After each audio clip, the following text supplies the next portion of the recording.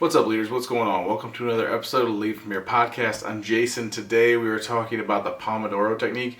This is part 2 of a 7-part series where we'll talk about time management and things like that. The first technique we're going to dive into is the Pomodoro technique, which was developed by Francesco Cirillo. I'm not 100% sure if I didn't just butcher that name, but generally speaking, it should be right. His name is down below in the description, so it's spelled right. I just don't know if I said it right. The basic premise of the Pomodoro technique is alternating pomodoros. No, we're not talking about tomatoes. Yes, Pomodoro means tomato in Italian, but a Pomodoro is like a very focused work session. So you're ultimately alternating that with a 5-minute break, and that allows you to kind of reset cognitively and avoid burnout. The classic or traditional Pomodoro is 25 minutes followed by a 5-minute break.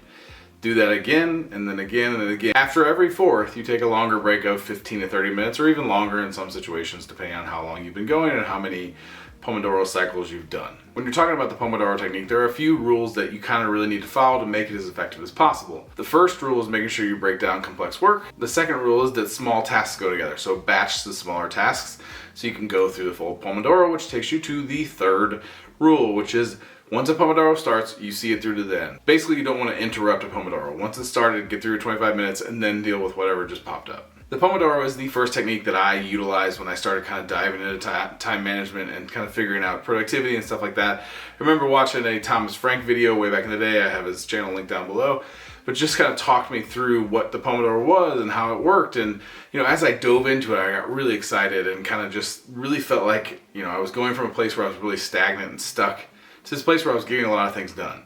And I was able to kind of do that by breaking it down into 5 simple steps. The first is pick a task. The second one is set a 25-minute timer. The third is work on that task for that 25 minutes. The fourth is take a break after that 25 minutes for 5 minutes. And the last step is every fourth Pomodoro, make sure you take that break. So it's kind of a 5-step program. It could be broken up into more if you really wanted to, but that's ultimately that is kind of how I viewed it out of the gate. And it worked pretty well. Through the first 2 weeks, I really felt good about what I was doing and getting things done. It wasn't until I got into kind of towards the end of the third week where I kind of started to notice that there are some downsides to Pomodoro and the short chunks of focus time. There is upside, a lot of upside when you're doing very small, very tedious work, but the downside was there was no room for deep work. So after I got through that backlog of tedious stuff that I kind of been avoiding and struggling to deal with within the bigger work that I was doing, I kind of got to the point where all I had left was big work. And if anybody's ever been a developer, sometimes the big work can only get so small, and very rarely do big chunks of complex work break down into, small enough bites to be done in 20 minutes. There are certainly situations and there are certain parts of code that I was able to do like that.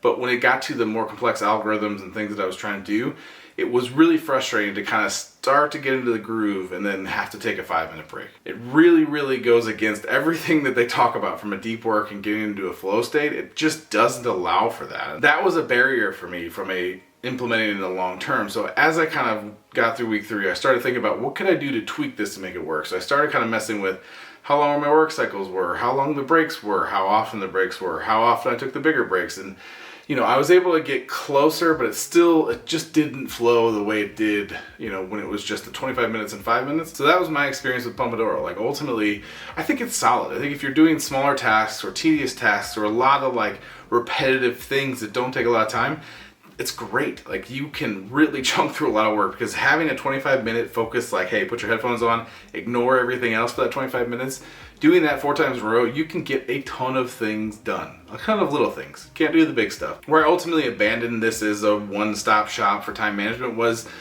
trying to do the deep work. That is something that, for me, in the times before I really embraced time management, the times where I was the happiest, the times where I got the most work done was when I was kind of in the flow state and just kind of flowing and making things happen. I didn't get there very often because I wasn't very managed or meticulous about any of it, but I was still lacking that feeling with Pomodoro, and Pomodoro couldn't get me there. So I had to start evaluating other options for what else I could do. So I don't want to sway you away from trying Pomodoro, because for you, for your work that you're doing, for the way your brain works, it might be different. So give it a shot. I think there's a ton of value, and there are other variations of this technique that are fun to look at and also try. I would love to hear what your experience is with Pomodoro or has been with Pomodoro, or if you're interested in trying it. And if you do try it, would love to hear what it's like. So hit me up, Jason, Lead From Here, any of the comments. I'm hoping to get a discussion going around all this, because I think this is really useful stuff, especially as you become a leader, because ultimately there's a lot of different variations of work that you're doing and a lot of things you're balancing. So time management becomes very important.